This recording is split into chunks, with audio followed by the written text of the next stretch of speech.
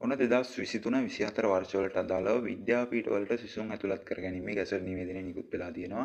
එතකොට මේකෙදී බඳවා ගැනීම සිදු කරනවා කියලා කියනවා මෙන්න මේ පාඨමාලාව හැදෑරීම සඳහා 2023 සහ 2024 කියන වර්ෂ දෙකේම සිසුන් එකවර මෙන්න මේ පාඨමාලාවන් සඳහා බඳවා ගැනීම සිදු කරනවා කියලා සඳහන් කරලා තියෙනවා. එතකොට මෙන්න මේ ගැසට් නිවේදනයේ අධ්‍යාපන උසස් අධ්‍යාපන සහ වෘත්ති අධ්‍යාපන අමාත්‍යාංශය විසින් නිකුත් කරලා තියෙන්නේ.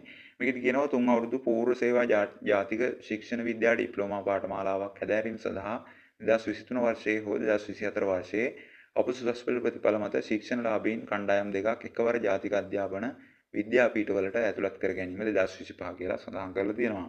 එතකොට මේකෙදි කියනවා සුසුකම්ලත් අධ්‍යාපන සුසුකම් සහ යෝග්‍යතා සහිත අයදුම්කරුවන්ගෙන් මෙන්න මේ අවුරුදු 3ක පාඨමාලාව හැදෑරීම සඳහා අයදුම්පත් කැඳවනවා කියලා කියනවා. මේක අදාළ වෙන්නේ 2023 වර්ෂයේ හෝ 2024 වර්ෂයේ උසස් පෙළ විභාගය සමත් වුණු අයට පමණයි කියලාත් සඳහන් කරනවා. ඒ වගේම 2023 වර්ෂයේ හෝ 2024 වර්ෂයේ උසස් පෙළ විභාගයට පෙනී සිටි ඉන් සමත් වූ අයදුම්කරුවන්ට මේකට අයදුම්පත් යොමු කරන්න පුළුවන් කියනවා.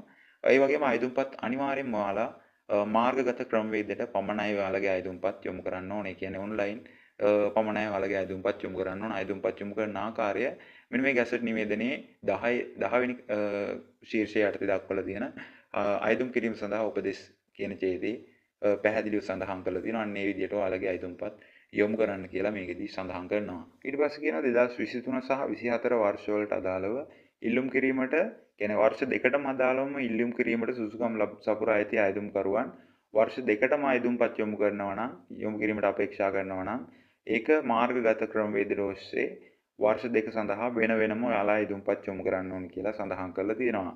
ඒ වගේම අයදුම්පත් බාර ගන්න අවසාන දිනේ විදිහට සඳහන් කරලා තියෙන 2025 11 වෙනි මාසේ 28 කියන දිනේ. එතකොට ඊට පෙර ඔයාලගේ අයදුම්පත් අනිවාර්යයෙන්ම මාර්ගගතව නැත්නම් ඔන්ලයින් ක්‍රමයට අයදුම්පත් යොමු කරන්න කියන කාරණේ මෙන්න මේ ගැසට් නිවේදනයේ සඳහන් කරලා තියෙනවා.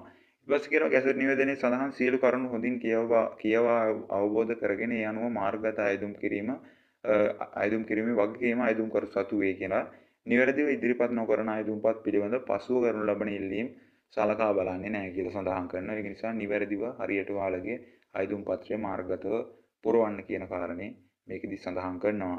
ඊට පස්සේ කියනවා අයදුම් කිරීමට පෙර ගැසට් නිවේදනයේ 14 බිඳුව යටතේ 14:1 සිට 14:8 දක්වා වගුවල සඳහන් කර ඇති එක් එක් පාඨමාලාවන් සඳහා 2023 සහ 24 වර්ෂවල අපසුසස් පෙළ ප්‍රතිභා මත බඳවා ගන්නු ලබන අයදුම්කරුවන් සංඛ්‍යාව පිළිබඳ විශේෂ අවධානය යොමු කර දිස්ත්‍රික්ක පදනමින් සහ ජාතික පදනමින් පවතින පුරප්පාඩු සංඛ්‍යාව පිළිබඳ පැහැදිලි අවබෝධයක් ලබාගෙන අයදුම් කිරීම කරන්න කියලාත් මෙන්න මේකෙදි සඳහන් කරනවා.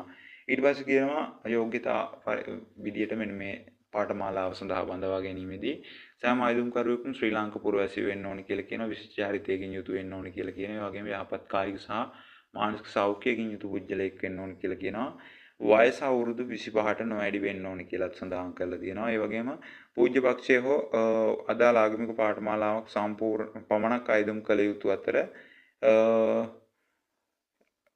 එම අයදුම්කරුවන් 2025 1 දිනට වයස අවුරුදු 30ට නොවැඩි වෙන්න ඕනි කියලාත් මෙන්න මේකෙදි සඳහන් කරලා තියෙනවා. ඊට පස්සේ කියනවා අනිවාර්යයෙන්ම අවිවාහක විය යුතුයි කියලා කියනවා. මෙන්න මේ තනතුරු මෙන්න මේ එක් එක් පාඨමාලාවේ පවතින එක් එක් කෝස් සඳහා පාඨමාලා සඳහා අවශ්‍ය කරන මූලික සුදුසුකම් ටික ඊට පස්සේ සඳහන් කරලා තියෙනවා. මේකේ පාඨමාලා ප්‍රමාණය 50කට වඩා වැඩි නිසා මම එකින් ඔයාලට පාඨමාලා පිළිබඳව මේකෙදී ඒ කියන්නේ එක් එක් පාඨමාලා වලට අවශ්‍ය කරන අධ්‍යාපන සුදුසුකම් පිළිබඳව ඔයාලට විස්තර කරන්න යන්නේ නැහැ. ඔයාලට පුළුවන් මෙන්න මේ ගැසට් නිවේදනයේ 2025 11 වෙනි මාසේ 7 වෙනිදා ශ්‍රී ලංකා ප්‍රජාතාන්ත්‍රික සමාජවාදී ජනරජයේ ගැසට් පත්‍රය ලබාගෙන මෙන්න මේ එක් එක් තනතුරු වලට අදාළව අවශ්‍ය කරන අධ්‍යාපන සුදුසුකම් පිළිබඳව ඔයාලට අවබෝධයක් ලබා ගන්න පුළුවන්. මෙන්න මේ එක් එක් පාඨමාලා වලට අවශ්‍ය කරන අධ්‍යාපන සුදුසුකම් පමණක් නොව අයදුම්පත් යොමු කිරීමේ සියලුම තොරතුරු ටික ඔයාලට පුළුවන් මෙන්න මේ ජාතික අධ්‍යාපන විද්‍යාපීඨ වලට ඇතුළත් කර ගැනීමේ නිල වෙබ් අඩවියට අදාළ කියන්නේ ඔයාලගේ මාර්ගගත අයදුම්පත පිරවීමේ නිල වෙබ් අඩවියේ පළ කරලා තියෙනවා මෙන්න මේ ගැසට් නිවේදනය. ඔයාලට පුළුවන් ගැසට් නිවේදනයක් ඩවුන්ලෝඩ් කරලා ගැසට් නිවේදනය හොඳින් කියවලා බලලා මෙන්න මේ පාඨමාලා සඳහා අයදුම්පත් යොමු කිරීමේ හැකියාව තියෙනවා. වීඩියෝගේ ඩිස්ක්‍රිප්ෂන් එකේ මම දාලා තියන්නම්. ඔයාලට අන්නේ ලින්ක් එක හරහා ගිහිල්ලා පුළුවන් මෙන්න මේ එක් එක් පාඨමාලා වලට අවශ්‍ය සියලුම තොරතුරු ටික වගේම මාර්ගගතව ඔයාලා අයදුම් පත්‍රය යොමු කරනවා නම් අන්නේ මාර්ගගත අයදුම් පත්‍රය යොමු කිරීමේ ලින්ක් එකත් එම ස්ථානයේ මම දාලා තියෙනවා. ඔයාලට පුළුවන් වීඩියෝ එකේ ඩිස්ක්‍රිප්ෂන් එකේ තියෙන ලින්ක් එක හරහා මේ සියලු තොරතුරු ටික ලබා දෙන්න. මට ඔයාලට උවමනාව තිබ්බේ මෙන්න මේ 2023 සහ 24 කියන වර්ෂවලට අදාළව විද්‍යාපීඨවලට ශිෂ්‍යයන් ඇතුළත් කරගැනීමේ ගැසට් නිවේදනය නිකුත් වූ පණිවිඩය ලබා දීම පමණයි. ඉතින් මෙහෙනම් ගිහිල්ලා එන්නම් සුබ දවසක් වේවා.